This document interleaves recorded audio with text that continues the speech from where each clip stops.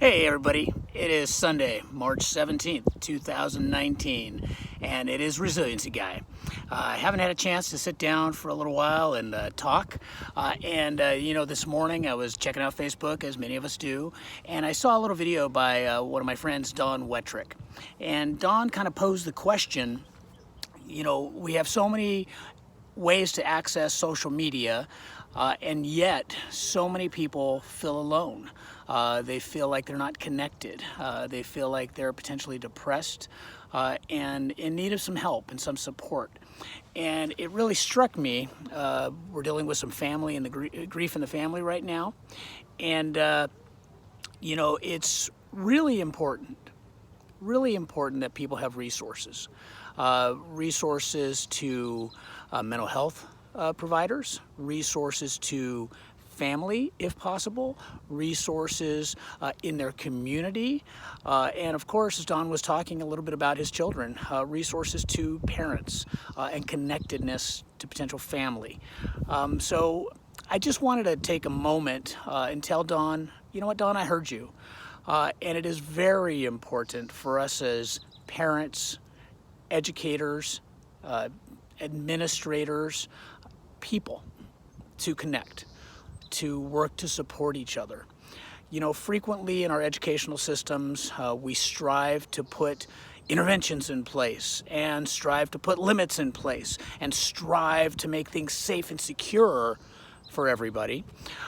And unfortunately, with all those different interventions, sometimes we lack alignment. We lack alignment of all of us understanding what we're trying to accomplish and working together. And so what I would offer would be to work with our students directly, work with our parents, work with our family members, work with our teachers, our educators, the frontline personnel who are on a day-to-day basis engaging with our students. Work with all of the support providers who are there, the PBIS coordinators, the school psychologists, the restorative justice counselors, the counselors themselves, all of the folks who can connect with students on a day-to-day basis. This level of alignment has to start from the heart, from the mind, from the soul. We have to be able to say, I believe that I can help this child, these children, this community of students as each person.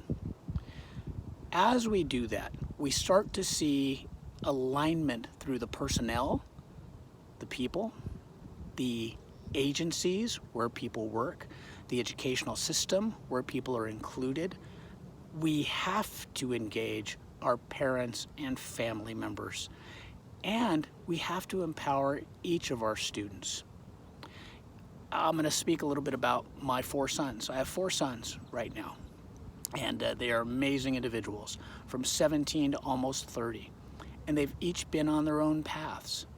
My wife and I have worked very hard to keep them safe and to put the stones in front of them that they need to cross the river that they're looking at. What I mean by that is that we all come up against rivers that we've got to get across, and we start looking for the best way to get across. You cannot just pick somebody up and carry them across all the time. They have to get across. You cannot always find a bridge that's a safe way across. Sometimes your feet are going to get wet. Sometimes you might even stumble as you're crossing that river. But as the folks who look to provide safety and security for them, we work. We work to place those stones, those boulders, if you will, in front or where they can see them, so that we're not giving it away, but we're allowing success. I think with our students this day, we're oftentimes tossing stones over here and stones over there, and we're not really aligned with trying to get everybody across the river that they're facing.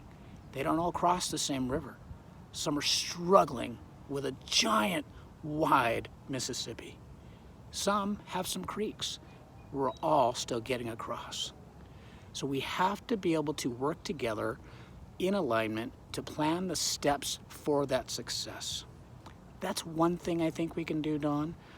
I think there's also a huge degree of process that you talked about in finding our purpose. As educators, as people who work together to do this work, we have to do it with the idea of resilience in mind. And I mean that to say, we build resilience for individuals. We can't carry everybody across and keep them safe. I think of the birds that I see today flying around. They are out in the world. They are soaring, as God intended, some might say. They are not locked in a cage to keep them safe.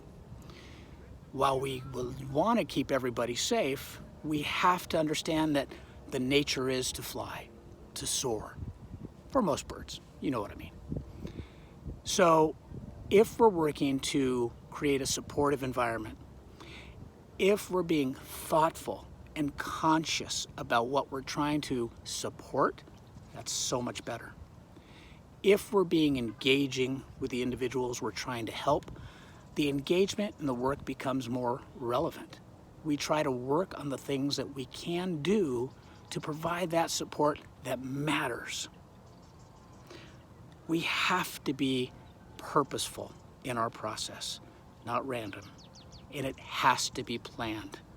If we just show up one day and we say, today I'm going to do this, next day I'm going to do that, we don't offer the guidance and support that people need to have those resources that they need to grow. There are a lot of steps, right? It's not that each time it's going to be the same thing. Again, 4 boys, things are different all the time, and they're still different. What they need to get across their river, I look for. I can never make it perfect. But that's what we are. We're not perfect. So we strive to do what we can do to support. And I'll tell you, through a lot of that work, I really do have faith that my boys have many resources that they can choose, many supports that they can choose. So I have faith in them that they're going to do fine. Our students that we have and we work with in our educational systems, it's a more daunting task. There are so many people, as you say, who are out there who struggle. The best thing we can do is do what we can do in the way that we can manage.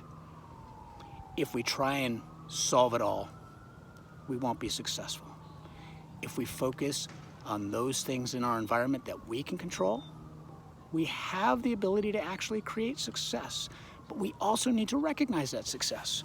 For so many people who look at our educational systems these days and they're wondering, wow, look at that school, those scores are not good. Or wow, look at this group of students and they're not doing this. I say, look for smaller victories for that student and you will find them. Students grow, children develop, parents learn skills. Our agencies, our support people are all tremendously talented individuals, especially our teachers. So we continue to provide the supports we can do. We continue to look to place the stones ahead of individuals so they can get across their rivers. We do that. And we gotta have faith. Gotta have faith. It can be a daunting task sometimes to wonder, how do I solve it all? We won't. It's life. It's messy, it's dirty. Kids are gonna fall down again as they're crossing their river. Gonna get a skinned knee. It's gonna happen. Our intent is hoping that they get back up and they realize they can keep going, right? So, Don, I hope you get this. This is just kind of thoughts on a Sunday afternoon in the middle of a 6-mile walk. And let's connect. I know you guys are doing some great things for kids and entrepreneurs.